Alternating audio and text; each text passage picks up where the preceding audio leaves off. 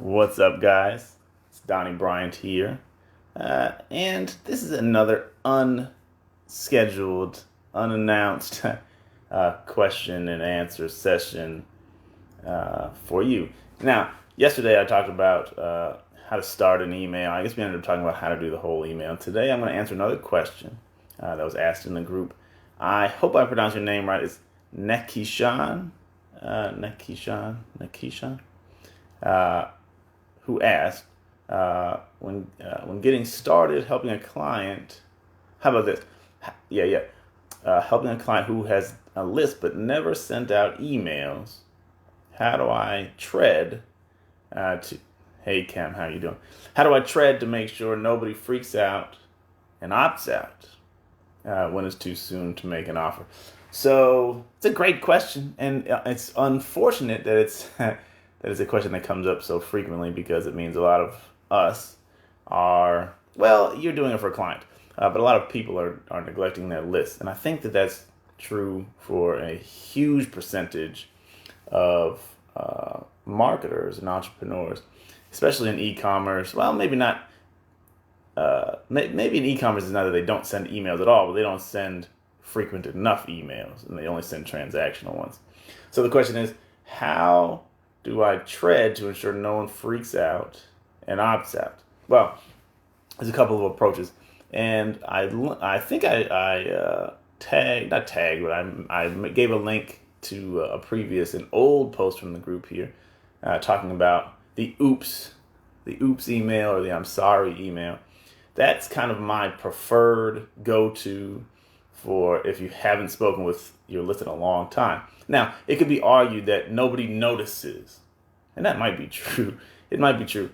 But if nobody notices and then you just barge back in like everything is cool, it's a little weird. And that's, I think, when people unsubscribe a lot, because they say, who is this guy? When did I sign up for this list? I'm not even building a deck anymore, so I don't need this information. They're just not interested anymore.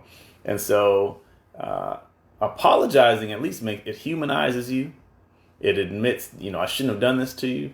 And people, the psychology of it, people like drama. They're attracted to, they can't turn away from train wrecks, as it were. So then when you're apologizing, you say, I messed up. I goofed up. I can't believe this happened. I can't believe I did this. My mama would spank me for this. Whatever. The kind of things where you're admitting fault. People want to read that. And you don't have to it doesn't have to be anything clever. But just the mere fact that you're admitting fault and saying something went wrong, people want to see that. And so they don't recognize you necessarily.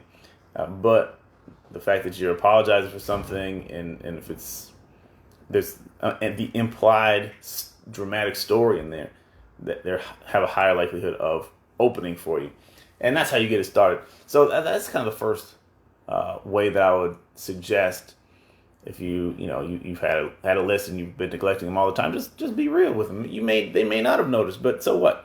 An apology is never out of place if nobody's ever mad at you for apologizing for something that you could have done better.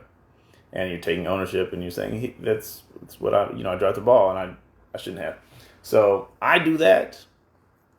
The other thing is, of course, for you to just come up with a really sick offer, like a really great, I don't like discounts too much, but a big discount or a really hot resource or a really cool giveaway or whatever, something that people will want to check out anyway, regardless. They're going to just, even if I don't remember you like that, and I don't know why I signed up for your list at all, I want free AirPods or I want $50 Amazon gift card. I'm interested in people who aren't interested anymore. You don't care. So if you made an offer that's related to roofing or losing weight or gaining weight, whichever one it is, the right people, the people who are going to buy from you are still going to be interested in that. So if you say, I got this, there's a really cool, I don't know if you'd say, I got this, but you say, new secret formula, hidden technique, hack, whatever, these kind of things, that gets you this result is a new resource. Limited time, giving it free plus shipping, giving 50% off, and doing it for free. And those, that will get the right people, it will get a percentage of the right people re-engaged, even though you have not nurtured them up until this point. All right, so I'm going to come back to that question. So that's the two ways to get to that. An apology, and after you apologize, you can get right into, here's what I'm going to do for you. That's why I like apologies. To make up for my negligence, to make up for the fact that I have not been giving you the value that I promised to give you, or that maybe you hoped to get from me, here's how I'm going to make it up to you. I got a free blank. I got a discounted blank. I got an exclusive blank. This is for you within the next 24 hours, 48 hours, whatever. Give them a deadline. You got to click to get it. You got to, whatever, But your apology opens the door for the offer. That's why I like it. It's, you're getting a favor out of this because I messed up. And so you benefit from my mistake. And that's two reasons why I like that. The other one, if you just come in and say, hey, I got this really cool offer. For the right people, they're going to say, okay, that's cool. That's what I've been waiting on. That's what I want. That's what I was hoping you would do. And other people will say, who is this joker? I mean, you can't. It's like your cousin who comes to your house the only time he ever calls you or shows up is when he wants money from you, or he's got an opportunity he wants you to get in on, he's multi-level or whatever. You don't want to be that person. So it makes more sense to me to apologize. You can still get to the offer, but at least you apologize and then you have an excuse to make an offer. So those are the two approaches that I tend to take. Now the question, how soon is too soon to make an offer, is don't make an offer in the first sentence. You still have to do, like we said yesterday in the 4I formula, you still have to instigate, which is to bring them into some drama, bring them into something that's interesting to them, to the reason that they signed up to hear from you. They want to lose weight, they want to gain weight, they want to, get the girl, they want to get rid of the stock or whatever it is. And so you say, hey, here's how you do this. Here's a cool way of doing this. Give them a little something. Or if you're being stocked right now, you probably need to read this. Okay, I do feel like I got a stalker. Let me read this. And then you say, okay, and then you say, I apologize. I should have helped you get rid of the stalker already. But I hope he hasn't gotten too close to you. But in the meantime, but now that I'm back, I want to give you this a discounted offer on how to get rid of your stalker for good without getting blood on your hands or whatever. So that's how I like to do that. It's never too soon to make an offer. And here's the other thing, and then we'll be done with that question. I'll get to the other ones. Is if people opt out, there's nothing you can do about that. And in fact, it's probably a good thing. Those people who are the right target audience for you, you can neglect people into leaving you alone or not wanting to see what you're talking about. But if they're hot, they really need what you got. They're really interested in your subject, and you really have something to say and some authority in that space. They're going to probably stick around anyway. And the people who unsubscribe, you were going to lose them anyway, no matter how long you walked softly around them. They're probably not going to open your emails. They're probably not going to click your emails. They're probably not going to buy anything from you. So don't worry about that. You should probably celebrate that you're clearing off the dead wood, as it were. And just, you got a stronger core audience on your list. People who are interested in what you got, even if you take time away from them, which you don't want to do. And that's that. So I'm saying that as a person who has neglected his own list too many times. And so I know from personal experience, from my own data, that this works. Although I've never come back with a hot offer, just, I always apologize because I feel like that's the right thing to do. All right, so I hope that answered your question, Nekishan. I hope I said your name right, and if not, feel free to correct me. And there's that. So Kemlia, my friend, he said, how do you respond to those type of emails when you understand the psychology behind it? Here's what's interesting about that. For the most part, most of us, even if we know the trick, those emotional triggers, the psychological reality, you will recognize it. But if it's something that you want, you give them tip of the hat, say, well done, let me buy that from you. I know all the tricks. I think I know all of them.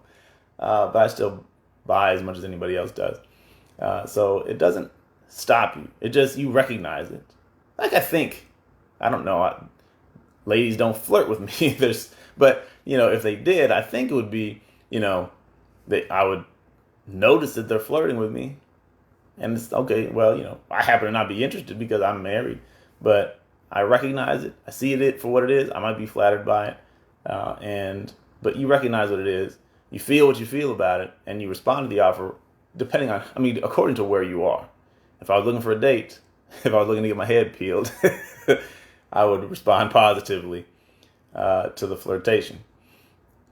So there's that. And I get it. You're annoyed. That's what you call the curse of knowledge in a way, right? The fact that we know these things is kind of like you can't turn it off. And it's kind of ruined everything for you in a way. And you can get jaded by the fact that you know all the tricks. And then also, but in the same vein, it's good. It's going to be much harder to fool you. We see these commercials with my son all the time. He's 10. He comes to me and says, the ad said, it'll make you a millionaire. It's not going to make you a millionaire. It's just what the ad says. He doesn't know that an ad can tell a truth or something that's not true. I think it's just, if they said it, that's what it is. And we know better. So we know what they're trying to do to us, and that's probably good for us. But you're still going to buy the stuff that you want, even though you know the trick, right? I think you'll agree with that. Okay, so do you make the offer in the oops email? It depends. I think it makes total sense to do that. And LJ, how you doing, man? It makes total sense to use the opportunity. Number one, you never know if they're going to hear from you again. You never know if they're going to open your email again, because they may not. A lot of people open the email so they can unsubscribe from it, even though I think Gmail you can click it from, but you don't even have to go in to unsubscribe. But this gives it, you're getting their attention with the oops. They love the oops. I think I got 63% open last time I did it. It's insane. Because people, oops, it's a mistake. And then maybe they're trained to think, you made a mistake, I'm going to get a discount. You made a mistake, what's in it for me? They may be trained or conditioned to feel that way. I don't know.